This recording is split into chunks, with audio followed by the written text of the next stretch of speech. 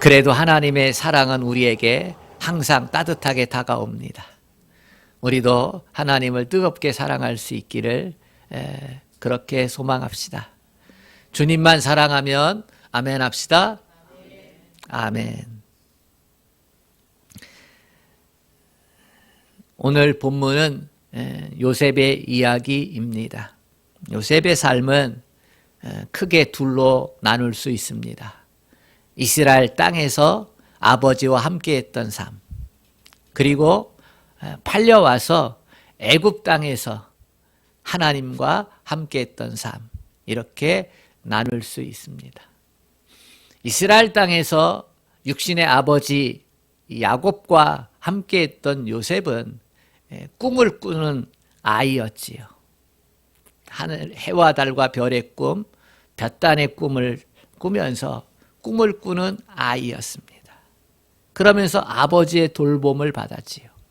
애굽 땅에서는 그 꿈을 이루어가는 그 청년의 모습을 갖게 됩니다. 하나님 아버지와 함께하면서. 요셉의 인생은요, 함께하는 것이었어요. 아버지와 함께. 특별히 하나님 아버지와 함께하는 삶. 우리는 하나님이 함께 하셨다 하면 좋은 일만 가득했다, 이렇게 생각을 하는데요. 과연 하나님이 함께하면 좋은 일만 가득할까? 요셉을 보면 우리의 생각과 다르다는 것을 알 수 있습니다. 하나님이 함께 하셔도 어려운 일은 있었다. 힘든 일도 있었다. 억울한 일도 있었다. 요셉의 삶이 좋기만 한 건 아니었습니다. 오늘 본문만 봐도 1절에 요셉은 노예로 팔렸다, 이렇게 기록하고 있어요. 왜 팔렸을까요? 우리가 알다시피 요셉은요, 야곱의 12아들 중에 가장 사랑을 많이 받았던 아이예요. 이유가 있지요. 야곱에겐 4명의 부인이 있었는데 가장 진실로 사랑했던 부인은 라헬이었어요. 그 라헬이 처음 난 아이가 요셉이었거든요. 그리고 두 번째 아이를 낳고 라헬은 일찍 세상을 떠납니다. 그래서 요셉을 보면서 야곱은 라헬을 보는 것과 같은 거예요. 그러니까 얼마나 이쁘고 얼마나 사랑스럽고, 그렇게 하면 안 되는데 요셉을 편애를 했지요. 그런데 하루아침에 형들에게 시기 질투로 미움을 받고 죽을 고비를 넘겨 노예 상인에게 팔려왔잖아요. 그 팔려온 땅에서 충격적인 현실을 맞닥뜨리게 됩니다. 노예의 신분인 거예요. 우리의 인생이 내 생각과 다르게 흘러갈 때가 많습니다. 그래서 우리는 텔레비전 드라마나 영화를 보면서 고생하는 주인공을 볼 때마다 저의 이야기가 내 이야기인데, 저 아픔이 내 아픔인데 하면서 동질화 시킬 때가 많이 있습니다. 여러분, 2022년 올해도 마찬가지 아닙니까? 우리의 삶이 예상한 대로, 계획된 대로 다 되어졌나요? 아마 다 되어지지 않았을 겁니다. 나는 계획한 대로, 마음먹은 대로 다 되어졌습니다. 자신 있게 손을 들 사람 있나요? 그런 사람 거의 없습니다. 왜냐하면 우리의 삶은 변수가 많기 때문이지요. 2000년에 코로나가 발생을 하고 2021년 여름이 지나면서 집값이 상승하기 시작했습니다. 그야말로 폭등했지요. 그때 많은 부동산 전문가들이 2023년에도 상승할 것이다, 이렇게 얘기를 했어요. 그런데 또 어떤 전문가들은 아니다, 2023년에는 내려갈 것이다, 폭락할 것이다, 그렇게 얘기했어요. 여름에 상승을 할 때에 그렇게 서로 주장이 엇갈렸습니다. 결과는 1승 1패입니다. 상승할 것이다 했던 사람들은요, 올 봄까지 승리했어요. 그러나 러시아 우크라이나 전쟁 터지면서 상승이 멈추고 그리고 떨어지기 시작을 했지요. 유동성이 끝나고 그것을 걷어들이기 위해서 정부가 금리를 올렸기 때문에 인플레이션이 무서워서 그래서 집값이 떨어졌습니다. 코로나 이전으로 돌아간 것이지요. 어떤 때는 그것보다 더 많이 내렸다고 합니다. 우리나라만 그런 것입니까? 아닙니다. 전 세계가 다 그렇습니다. 코로나 유동성으로 집값이 다 올랐다가 지금은 다 떨어졌지요. 그래서 폭락을 주장했던 사람들이 작년에는 졌는데 올해는 승리했습니다. 왜 이런 일들이 일어납니까? 변수가 많기 때문입니다. 한치 앞을 알 수 없는 것, 그것이 우리네 인생이지요. 변수가 많은 인생, 그 삶 가운데 어떻게 살아야 합니까? 요셉을 보면 우리가 답을 얻을 수가 있습니다. 변수 많은 이 현실 가운데서 어떻게 형통한 복을 누리며 살아갈 수 있을까? 여러분, 오늘 말씀이 여러분에게 위로가 되고 힘이 될 수 있기를 간절히 원합니다. 첫 번째, 형통한 삶의 복을 받는 비결은요, 하나님이 함께 하시는 것을 볼 수 있기를 축복합니다. 2절에 보니까 여호와께서 요셉과 함께 하셔서 범사에 형통하게 하셨다 기록하고 있습니다. 요셉이 하는 일마다, 요셉이 손대는 것마다 다 뭐든지 잘 됐다는 거예요. 신기할 정도로, 놀라울 정도로, 상식적으로 설명이 불가능할 정도로 일들이 다 잘 됐다는 거예요. 2절 말씀을 읽어보면 시작이 여호와께서 요셉과 함께 하심으로 그가 형통한 자가 되어 이렇게 기록되어 있잖아요. 원문에 보면, 히브리어 원문에 보면 그것을 직역하면 이렇습니다. 그러나 여호와께서 요셉과 함께 계셨다. 그 결과 요셉이 형통한 사람이 되었다. 이렇게 기록하고 있어요. 그러니까 그러나와 그 결과를 여기에 넣으면 이 말씀이 우리에게 더 확실하게 다가옵니다. 요셉이 정신줄을 붙잡을 수 없는 그러한 형편이잖아요. 형들에게 갑자기 상상도 못한 미움을 받고 죽을 고비를 넘겨 살아났는데 노예 신세가 된 거예요. 그리고 팔렸어요.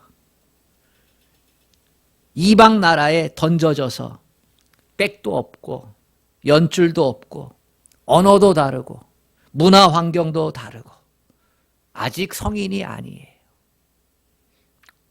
어린 나이에 노예의 삶을 살아갑니다.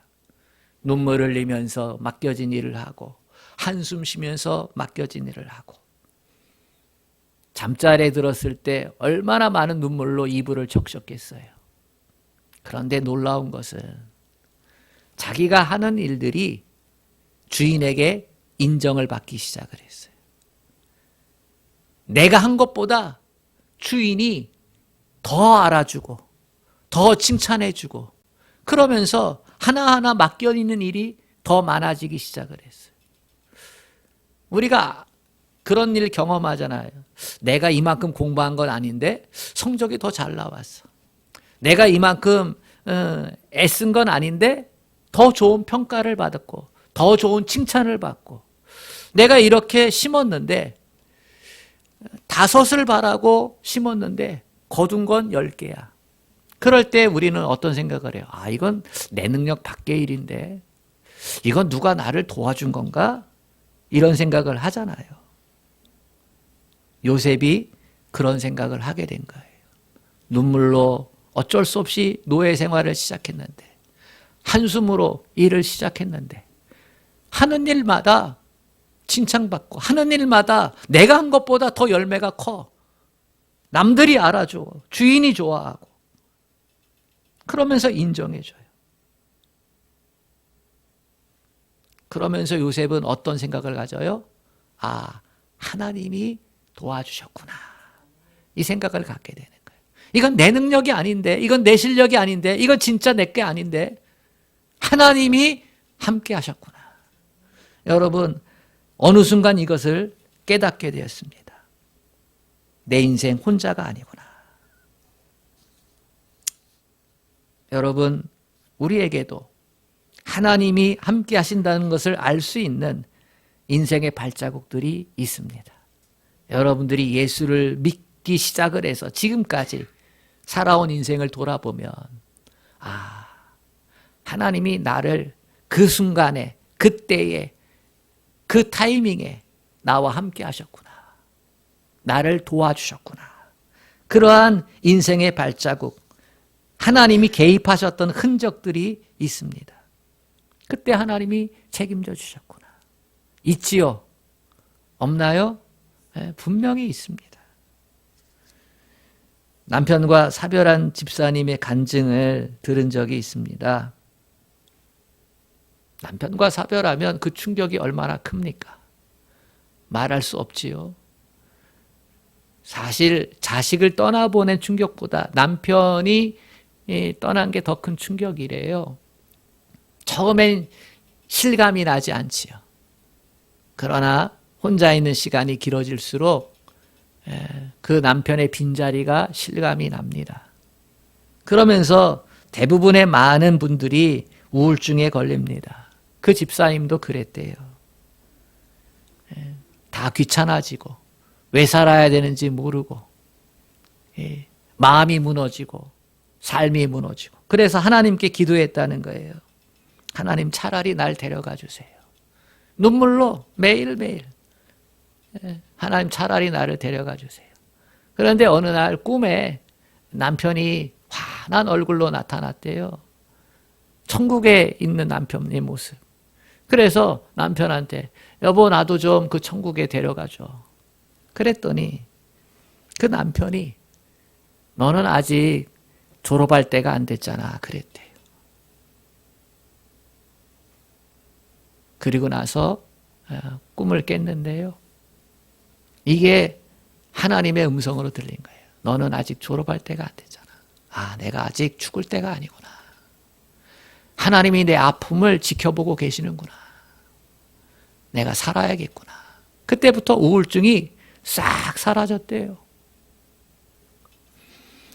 여러분, 우리가 하나님의 함께 하심을 느낄 수만 있다면 우리의 삶의 자리가 어떠하든 그 삶을 마주 대하는 우리의 마음의 자세가 달라질 줄로 믿습니다. 저에게도 그러한 삶의 흔적들이 많아요. 부모님을 떠나서 대학 생활을 하면서 학비를 혼자 대야 되는 그 순간 가운데 하나님께서 이상하게 도움의 손길을 주시는 거예요. 내가 한 것보다 더 좋은 성적들이 나타나고 내 마음에 낙심보다 자신감을 더 심어주고 그러면서 장학금도 받게 하고 낙심하지 않게 하고 주어진 삶을 기쁨과 감사로 살게 하시는 거예요. 그게 하나님이 나와 함께 하셨다라고 하는 것이 믿어질 때, 그게 보여질 때 그 삶을 살아가게 되는 것. 군대에서도 그런 경험을 했어요. 그리고 주의 종으로 목사의 길을 걸으면서도 그러한 삶의 여정들은 너무나 많이 있습니다. 사랑하는 여러분, 하나님이 함께 하시는 것을 보게 된다면 우리는 형통한 삶의 주인공이 될 줄로 믿습니다. 다 떠나갑니다. 부모도 떠나고요. 그리고 자식도 다 컸다고 떠나고 배우자도 떠납니다. 그러나 끝까지 안 떠나는 분은 하나님뿐이세요. 아멘. 그 하나님이 함께 하고 계시다는 것을 내가 볼 때 우리는 형통한 삶을 살아가게 되는 줄로 믿습니다. 이 고백이 여러분과 저의 고백이 될 수 있기를 축복합니다. 혼자가 아니라는 거예요. 도와주시는 분이 있다는 거예요. 그분이 하나님이시다. 두 번째, 형통한 복을 누리는 비결은요, 은혜의 통로로 쓰임 받는 겁니다. 오늘 말씀을 보면 요셉이 하나님과 함께 하심으로 형통한 삶을 살게 됩니다. 근데 그 형통함이 혼자만 누리는 형통함이 아니었어요. 하나님이 주시는 형통함은요, 나 혼자만 잘 먹고 잘 사는 게 결코 아닙니다. 오늘 3절에 형통케 하셨다 이 말, 히브리어로 마칠리아흐 이런 말인데요. 이 말은요, 아주 현저하게 상황이 좋아지는 것을 의미합니다. 아주 급속하게 상황이 눈에 띄일 정도로 좋아지는 것. 이것을 형통케 하셨다 이 말인데요. 요셉으로 말미암아 그 일이, 요셉과 관계된 일이, 요셉과 관계된 사람들의 모습이 눈에 띌 정도로 좋아졌다는 거예요. 요셉으로 말미암아. 여러분, 진짜 은혜 받은 사람은요, 받은 은혜가 흘러가게 됩니다. 내가 하나님의 복을 받으면요, 그 복이 나에게만 머물러 있지 않고 흘러가는 성질이 있어요. 하나님의 은혜는 머물지 않아요. 하나님의 은혜는 흘러가게 됩니다. 아멘. 은혜를 흘려보낸다. 이 말 어렵지 않아요. 우리 세상에서도 쓰는 말, 선한 영향력. 이렇게 얘기하잖아요. 요셉이 선한 영향력을 끼치는 존재가 되었다는 거예요. 은혜를 흘려보낸다는 말을 결코 어렵게 생각하지 않았으면 좋겠습니다. 은혜 받은 성도는요, 누구든지 다 은혜를 흘려보낼 수 있습니다. 하나님께서 은혜를 주시면 우리의 마음씨가 이쁘게 변하거든요. 우리의 마음이 아름답게 변해요. 우리의 마음이 아름답다는 것은요, 우리의 마음 가운데 나만 있는 게 아니고 너도 있고 너도 있고 너도 있고 그렇게 되어진다는 것입니다. 마음이 아름답다는 것은요, 돕고 싶은 마음이 생기고 사랑하고 싶은 마음이 생기고 누군가를 유익하게 하고 싶은 마음이 생겨난다는 거예요. 이게 마음이 예쁜 거예요. 이게 마음이 예쁘면은 그러면 말도 예뻐지고 행동도 예뻐집니다. 반갑게 인사하고 따뜻하게 격려하고 가진 것 있으면 나눠주고. 이게 은혜를 받은 사람의 모습이에요. 그래서 우리는 이 은혜를 누리기 위해서 날마다 하나님께 은혜를 사모하는 삶을 살아야 되는 줄로 믿습니다. 이 은혜를 흘러가게 하는 것, 이게 선교적 삶이에요. 우리가 예수 믿는 이유지요. 우리가 예수 믿는 이유는 선교적 삶을 살고자 위함이에요. 우리가 예수를 잘 믿으면 부자 되게 해주세요. 빨리 진급해서 성공하게 해주세요. 빨리 집 사게 해주세요. 이렇게 기도하지만은 않습니다. 예수 믿는 건 그런 게 아닙니다. 예수 잘 믿으면 내가 복된 존재가 되어서 남을 이롭게 하는 거예요. 나만 잘 되는 게 아니라 나도 잘 되고 너도 잘 되고 나도 이기는 삶을 살고 너도 이기는 삶을 살고 내가 예수를 잘 믿었으니까 하나님은 은혜를 주셔서 그 받은 은혜, 그 형통함의 결과를 내 주변에게 나눠주고 싶은 것, 그것이 예수 믿는 삶, 예수 잘 믿는 삶의 모습이에요. 보디발이 자기가 사온 요셉이라고 하는 이 아이를 일을 하나씩 맡겨보니까 이 아이가 하는 일들이 예뻐 보여요. 이 아이가 하는 일들마다 다른 사람들이 좋아해. 그래서 또 다른 일을 맡겨봤더니 또 잘하는 거예요. 이뻐 보이고. 그래서 왜 그럴까? 이렇게 보디발도 생각을 해봤겠죠. 그랬더니 이 요셉의 마음 가운데, 요셉의 언어 가운데 하나님이 있는 거예요. 하나님께 기도하고 하나님을 의지하고 하나님을 신뢰하고 그 모습이 있는 거예요. 그래서 보디발이 생각하는 거죠. 하나님이 이 요셉과 함께하고 있기 때문에 일이 잘 되는 거구나. 그래서 이 요셉에게 가정 총무의 역할까지 맡기는 거예요. 집안의 대조사를 다 요셉에게 맡기게 되는 거죠. 우리도 그렇게 살아야 합니다. 내가 은혜 많이 받고 그 받은 은혜가 흘러가도록 살아갈 때에 하나님께서 우리를 더 형통케 해 주실 줄로 믿습니다. 우리가 이렇게 결단했으면 좋겠어요. 내가 만나는 사람들을 다 복이 되게 해주겠다. 내가 만나는 사람들에게 다 복을 나눠주겠다. 이런 마음의 결정, 이런 마음의 모습을 가지고 살아가면 하나님께서 하는 일마다 형통케 되는 은혜를 주실 줄로 믿습니다. 여러분, 내 인생, 내 수고와 내 노력으로만 살려면요, 그것처럼 피곤한 인생 없어요. 그것처럼 험악한 인생 없어요. 그것처럼 교만한 인생 없어요.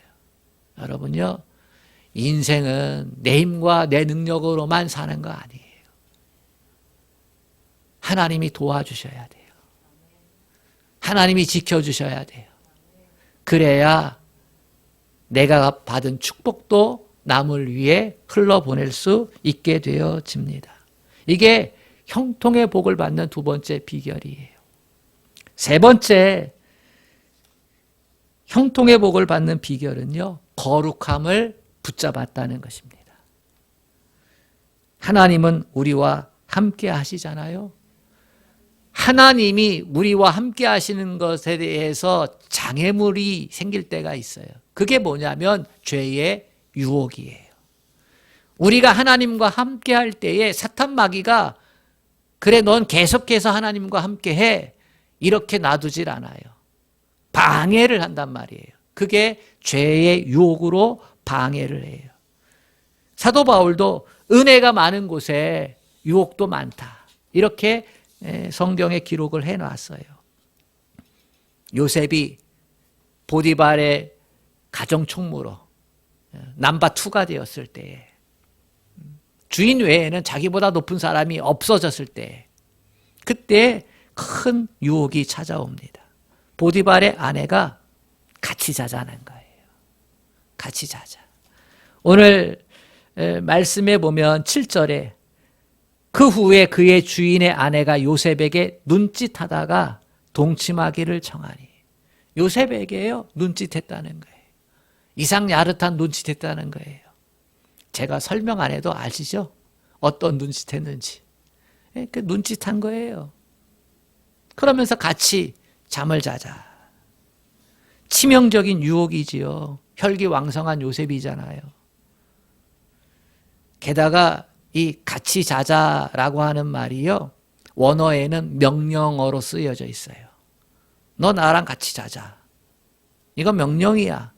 라고 그렇게 요셉에게 말을 건넨 거예요. 요셉이 가정 총무지만은 아직 노예 상태잖아요. 보디발의 모든 것들을 다 감당하지만 아직 노예라는 거예요. 주인이 마음대로 할 수 있어요. 생사 여탈권이 주인에게 있어요. 보디발 장군의 아내에게도 생사 여탈권이 있다는 거예요. 한마디로 다시 나락으로 떨어질 수 있다는 거지요. 그러니까 이 보디발 장군 아내의 유혹은 달콤한 유혹이면서 치명적인 위험성을 가지고 있는 유혹이에요. 이 유혹 앞에서 요셉이 어떻게 합니까? 단칼에 거절합니다. 아주 단호하게. 왜요? 하나님이 보고 계시니까. 성경은 이렇게 기록하고 있습니다. 9절에 이 집에는 나보다 큰 이가 없으며 주인이 아무것도 내게 금하지 아니하였어도 금한 것은 당신뿐이니 당신은 그의 아내임이라. 그런즉 내가 어찌 이 큰 악을 행하여 하나님께 죄를 지으리까. 요셉이 거절한 이유가요, 모든 건 내게 맡겼지만 당신은 내게 안 맡겼다는 거예요. 당신이 눈 감으면 모든 것이 들통나지 않을 수도 있다. 그러나 이게 들통나면 나는 보디발 장군을 통해서 죽을 수밖에 없는 거예요. 그러니까 두렵죠. 보디발 장군이 알게 되면 두렵죠. 그런데 요셉은요, 보디발 장군에게 들통나는 것, 이거에 두려운 것보다 더 두려운 게 있는 거예요. 그게 뭐예요? 하나님이 보고 계시다는 거예요. 하나님 앞에 죄를 짓는 게 더 큰 두려움이라고 하는 거예요. 우리가 인생을 살아가면서 적당히 또는 유두리 있게 또는 그걸 뭐라 그래야지 표현해야 됩니까? 융통성 있게. 뭐 그래도 되지 않겠어 이 정도는? 이러면서 살 때가 많잖아요. 그때 유혹이 찾아온다는 거예요. 이 정도는 괜찮아 할 때 유혹이 찾아오는 거예요. 근데 요셉은요, 아주 강력한 브레이크를 가지고 있어요. 죄의 유혹에 빠지지 않는 강력한 브레이크. 그게 뭐냐면 하나님이 보시고 계시다는 거예요. 그래서 요셉은요, 보디발 장군의 아내에게 나 이거 걸리면 보디발 당신 남편한테 끝장나 이렇게 얘기하지 않고요, 나 이거 행하게 되면 하나님께 죄를 짓는 거야. 하나님으로부터 버림받아 끝장나. 이렇게 이야기하고 있는 겁니다. 지금 내 삶이 하나님 앞에 있다. 하나님이 나를 보고 계신다. 이거를 깨닫고 있는 게 영적 지혜입니다. 아멘. 이 지혜가 우리 인생의 브레이크가 되는 거예요. 성질 부리고 몰래 딴짓하려고 속이고 거짓말하려고 해도, 적당히 하려고 해도 하나님이 보고 계신다. 그러면 멈추는 거예요. 하나님 앞에 내가 구원받은 자다. 이렇게 생각하면 멈춰지는 거예요. 멈춰지는 거. 저도 이런 경험을 수없이 많이 합니다. 마지노선이라는 게 있잖아요. 그거 넘으면 안 되잖아요. 그죠? 성도들 보기에 이거, 근데 더 무서운 게 하나님 보시고 계시니까 여기가 마지노선이다. 그런데 문제는 유혹이 생각보다 집요하다는 겁니다. 10절에 보면 이 여인이 요셉을 날마다 유혹했다고 합니다. 심지어는 집안에 있는 모든 사람을 다 내보내요. 다 내보내. 아예 판을 짠 거죠. 다 내보내요. 그리고 요셉의 옷을 붙잡고 늘어지지요. 옷을 붙잡았다는 거는요, 그거는 그 욕망이 사로잡혔다는 거예요. 유혹에서 벗어날 수 없는 지경이 되었다는 거죠. 사탄은 그렇게 우리를 넘어뜨리려고 합니다. 자꾸만 유혹을 하면서 합리적인 것을 찾게 만들어요. 변명거리를 찾게 만들어요. 그래서 완전히 망가지게 될 때까지 멈추지 않아요. 사탄 마귀가 우리의 약점을 너무나 잘 알고 있는 거죠. 유혹은 우리의 가장 약한 부분으로 다가옵니다. 사람들이 성공하지 못하는 이유 중에 하나가 자기의 약점이 뭔지 모르기 때문이에요.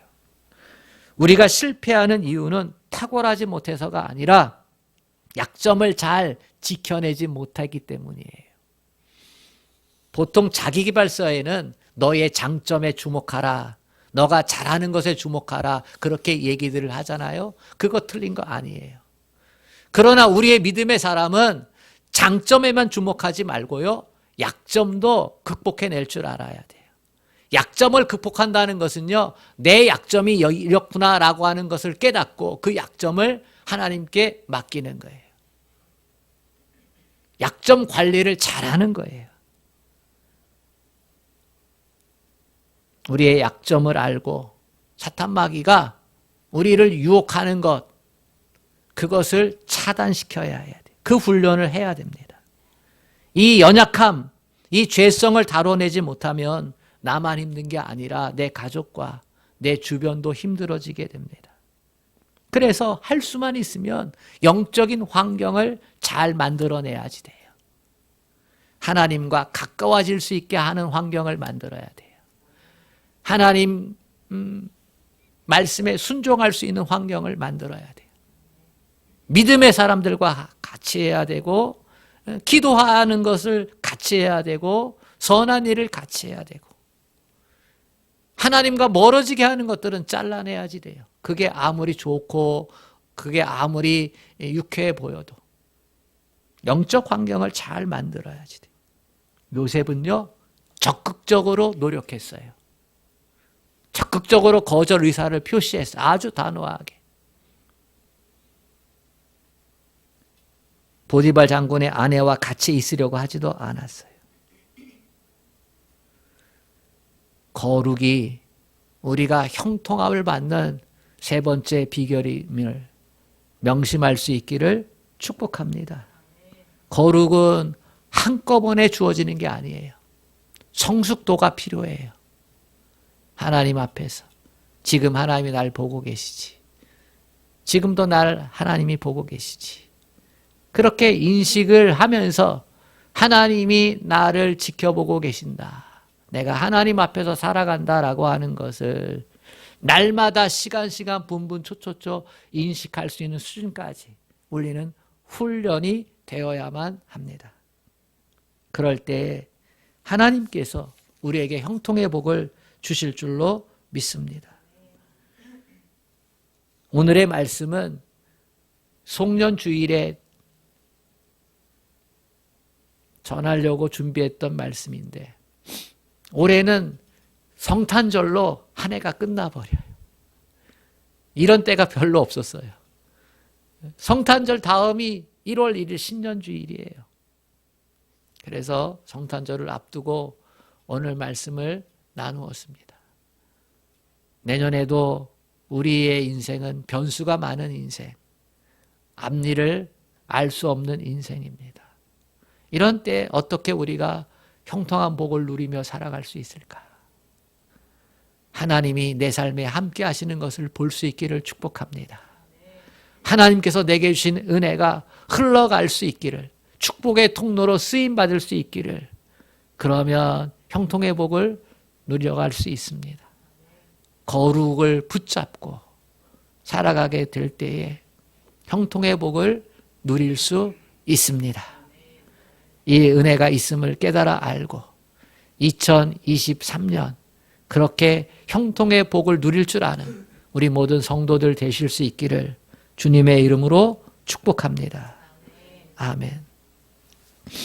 자비하신 하나님 아버지, 우리의 인생이 힘들고 어려울 때가 많습니다. 하나님 수고하고 애써도 어려움이 계속해서 찾아오고 또 어려움에 부딪힐 때가 있습니다. 한숨이요 눈물일 때가 있습니다. 이 힘든 인생 어떻게 살아야 합니까? 하나님, 요셉처럼 요셉의 삶을 보면서 형통케 되는 비결이 있음을 깨달아 알고 그렇게 살아가기를 소망합니다. 하나님, 나도 형통케 사는 주인공이 되기를 원합니다.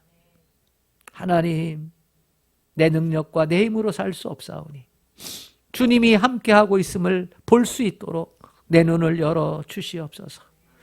하나님께서 내게 주신 축복 나 혼자만 꼭 붙잡지 말고 흘러보낼 수 있는 선교적 삶을 살아가게 하여 주시옵시고, 하나님, 주님께서 우리에게 원하시는 것, 하나님 앞에 살아가는 그 거룩함, 그 구별됨 붙잡고 견뎌낼 수 있도록 도와주옵소서.